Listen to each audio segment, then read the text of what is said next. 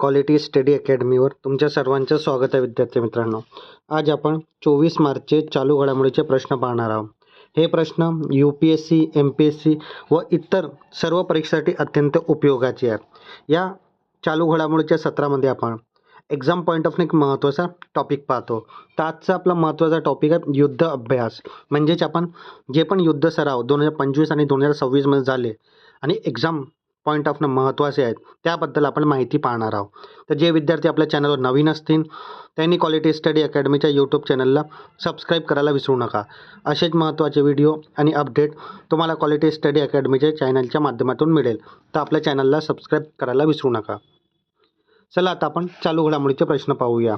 तर काल विचारला गेला प्रश्न तुमच्यासाठी होता विद्यार्थी मित्रांनो, राष्ट्रीय मागासवर्गीय आयोगाचे अध्यक्षपदी कोणाची नियुक्ती करण्यात आली? तर साध्वी निरंजन ज्योती यांची नियुक्ती करण्यात आली. म्हणजे ऑप्शन क्रमांक 4 आपलं योग्य उत्तर आहे. त्यानंतर पुढला प्रश्न, बंदर व्यवस्थापनासाठी डिजिटल ट्विन प्लॅटफॉर्म सुरू करणारं भारताचं पहिलं बंदर कोणते आहेत? तर तो भारताचा पहिला बंदर आहे VO चिदंबरनार बंदर. म्हणजे ऑप्शन क्रमांक 4 आपलं योग्य उत्तर आहे. आता आपण याबद्दल महत्त्वाची माहिती पाहूया. डिजिटल ट्विन प्लॅटफॉर्म पहिले बंदर VO चिदंबरनार बंदर तुतुकुडी तामिळनाडू येथे. उद्घाटन 23 फरवरी 2026 रोजी. हस्ते सर्बानंद सोनोवाल केंद्रीय बंदर आणि जहाज मंत्री.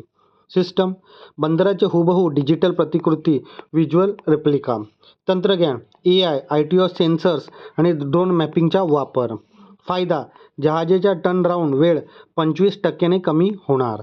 उद्दिष्ट बंदर व्यवस्थापनासाठी स्मार्ट आणि कागदमुक्त करणे. त्यानंतर पुढला प्रश्न, पंतप्रधान नरेंद्र मोदी यांनी 8,930 दिवसाच्या सरकार प्रमुख पदाचा विक्रम मोडत काढला आहे. तर हा कोणाचा विक्रम त्यांनी मोडलेला आहे? तर पवन कुमार चामलिंग यांचा विक्रम त्यांनी मोडलेला आहे. तर ऑप्शन क्रमांक 2 आपला योग्य उत्तर आहे. आता आपण याबद्दल महत्त्वाची माहिती पाहूया. नवा इतिहास, सर्वाधिक काळ सरकार प्रमुख.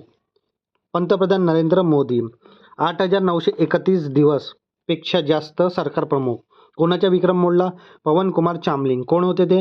माजी मुख्यमंत्री सिक्कीम या राज्याचे. तारीख 22 मार्च 2026 रोजी हा टप्पा त्यांनी गाठला. पदाचा प्रवास मुख्यमंत्री प्लस पंतप्रधान. चामलिंग यांच्या काळ 12 डिसेंबर 1994 ते 27 मे 2019 पर्यंत. स्थान भारतात निवडून आलेले सरकारचे सर्वाधिक काळ नेतृत्व करणारे पहिले नेते. वैशिष्ट्य म्हणजे मुख्यमंत्री आणि पंतप्रधान अशा दोन्ही पदाचा एकत्रित कार्यकाळ मिळून त्यांनी सरकार प्रमुख चा सर्वाधिक काळ त्यांनी हा टप्पा गाठलेला आहे. तर ही अत्यंत महत्त्वाची माहिती आहे विद्यार्थी मित्रांनो याबद्दल. त्यानंतर पुढला प्रश्न, मार्च 2026 मध्ये कोणत्या 2 देशाने फ्रीडम शील्ड हा संयुक्त लष्करी सराव सुरू केलेला आहे? तर ते 2 देश आहेत विद्यार्थी मित्रांनो, USA आणि दक्षिण कोरिया. तर ऑप्शन क्रमांक 4 आपलं योग्य उत्तर आहे.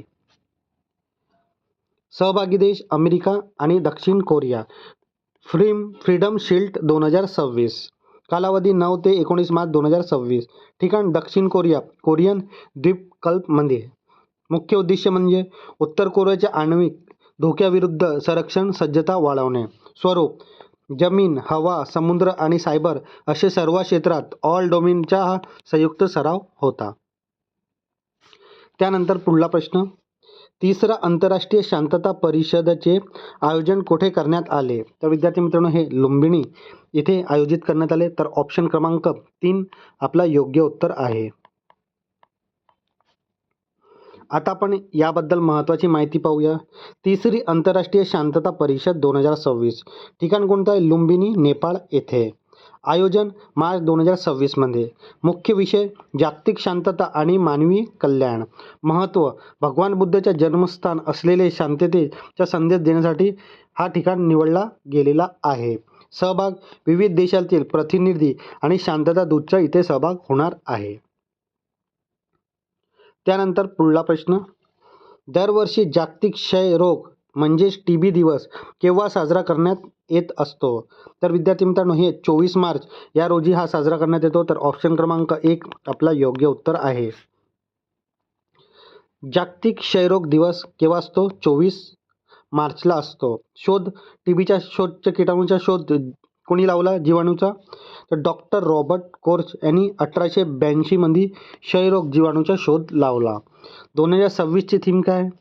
Yes we can end TB. हो, आपण क्षयरोग संपवू शकतो, हे 2026ची थीम आहे. भारताचे लक्ष 2025 पर्यंत क्षयरोगमुक्त भारत हा भारताचा टार्गेट होता त्याच्या 5 वर्षाआधी. उपचार निश्चय पोर्टल आणि मोफत औषधी उपचार उपलब्ध असणार आहे. तर विद्यार्थी मित्रांनो, ही खूप महत्त्वाची माहिती आहे. तर ही माहिती तुम्ही नोट डाऊन करून ठेवा. आणि भारताचं टार्गेट केव्हा होतं टीबी मुक्त करायचं? तर 2025च्या. आणि जागतिक टार्गेट किती होतं? 2030. तर हे पण माहिती तुम्ही नोट डाऊन करून ठेवा. त्यानंतर पुढला प्रश्न, 68वी महाराष्ट्र केसरी कुस्ती स्पर्धा 2026 स्पर्धेचे विजेतेपद कोणी जिंकलेलं आहे? तर हे हर्षवर्धन सदगीर यांनी हा विजेतेपद जिंकलेलं आहे. तर ऑप्शन क्रमांक 4 आपलं योग्य उत्तर आहे.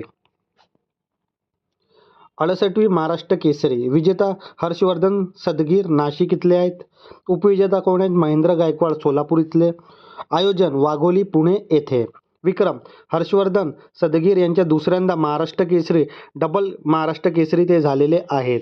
बक्षीस मानाच्या चांदीच्या गदा, 5 लाख रुपये आणि फॉर्च्युनर कार देण्यात आली. अंतिम लढा 4-3 अशा गुणफरकानं हा विजय हर्षवर्धन सदगीर यांनी मिळवलेला आहे. तर ही महत्त्वाची माहिती 68वी महाराष्ट्र केसरीबद्दल. त्यानंतर पुढला प्रश्न, नुकतेच प्रकाशित झाले करुणा द पॉवर ऑफ कॉम्पॅशन या पुस्तकाचे लेखक कोण आहे? तर या पुस्तकाचे लेखक विद्यार्थी मित्रांनो कैलास सत्यार्थी, नोबेल पारितोषिक विजेता. तर ऑप्शन क्रमांक 4 आपलं योग्य उत्तर आहे. करुणा द पॉवर ऑफ कॉम्पॅशन, लेखक कैलास सत्यार्थी, नोबेल शांतता पुरस्कार विजेते. मुख्य विषय जागतिक समस्या सोडवण्यासाठी करुणा हे प्रभावी साधन. संकल्पना पुस्तकात कंपॅशन कोशंट ही नवीन संकल्पना मांडली आहे. तर ही विद्यार्थी मित्रांनो खूप अत्यंत महत्त्वाची पुस्तक आहे. याबद्दल तुम्ही पॉईंट नोट डाऊन करून ठेवा. त्यानंतर पुढला प्रश्न, आर्थिक वर्ष 2024-25 मध्ये भारताचा सर्वात मोठा कापड निर्यातदार म्हणजेच टेक्स्टाईल एक्सपोर्टर राज्य कोणते बनलेले आहेत? तर तो विद्यार्थी मित्रांनो तो तामिळनाडू राज्य आहे. तर ऑप्शन क्रमांक 2 आपला योग्य उत्तर आहे. कापड निर्यात 2024-25 अव्वल राज्य तामिळनाडू राज्य प्रथम क्रमांकावर आहे. निर्याताच्या वाटा भारतात एकूण कपडा निर्याताच्या 21.84% हिस्सा एवढा तामिळनाडूचा आहे. निर्यात मूल्य $7,997.917 दशलक्ष डॉलर. इतर राज्य गुजरात दुसऱ्या नंबरवर आणि महाराष्ट्र तिसऱ्या क्रमांकावर आहे. प्रमुख केंद्र तिरुपुरी आणि कोइंबतूर तामिळनाडू हे प्रमुख तामिळनाडूचे कापड निर्याताचे केंद्र आहेत. त्यानंतर पुढला प्रश्न, उत्पादन क्षेत्रात वाढीला चालना देण्यासाठी केंद्र सरकारने कोणत्या नवीन योजना मंजूर केलेली आहे? तर ती योजना विद्यार्थी मित्रांनो भारत औद्योगिक विकास योजना भाव्या, म्हणजे ऑप्शन क्रमांक 2 आपलं योग्य उत्तर आहे.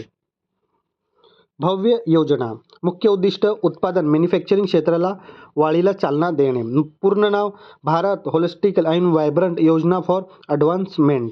लक्ष्य 2029-30 पर्यंत उत्पादन क्षेत्रात GDP मधला वाटा 25% करणे. भर MSME क्षेत्राचे आधुनिकीकरण आणि जागतिक उत्पादन केंद्र बनवणे. मंजुरी केंद्र सरकारकडून मार्च 2026 मध्ये मान्यता देण्यात आलेली आहे. त्यानंतर पुढला प्रश्न, जागतिक जल दिन कधी साजरा केला जातो? तर विद्यार्थी मित्रांनो हा 22 मार्चला साजरा करण्यात येतो. तर ऑप्शन क्रमांक 4 आपला योग्य उत्तर आहे. जागतिक जल दिन 22 मार्चला आपण साजरा करतो.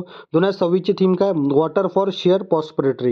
हे 2026ची थीम आहे सामायिक समृद्धीसाठी पाणी. घोषणा 1992च्या संयुक्त राष्ट्र पर्यावरण आणि विकास परिषद रिओ अर्थ समिट हा दिवस साजरा करण्याचा निर्णय घेण्यात आलेला आहे. पहिला जल दिवस आपण केव्हा साजरा केलो? 1993 या रोजी. आपण या वर्षी 22 मार्चला आपण पहिला जल दिवस साजरा केला. उद्दिष्ट गोड पाण्याचे महत्त्व पटवून देणे आणि जल संकटावर मात करणे आणि जनजागृती करणे. तर ही खूप अत्यंत महत्त्वाची माहिती आहे जागतिक जल दिवसबद्दल. आता विद्यार्थी मित्रांनो आपण आपल्या चालू घडामोडीच्या सत्रामध्ये एक्झाम पॉईंट म्हणून एक महत्त्वाचा टॉपिक पाहतो.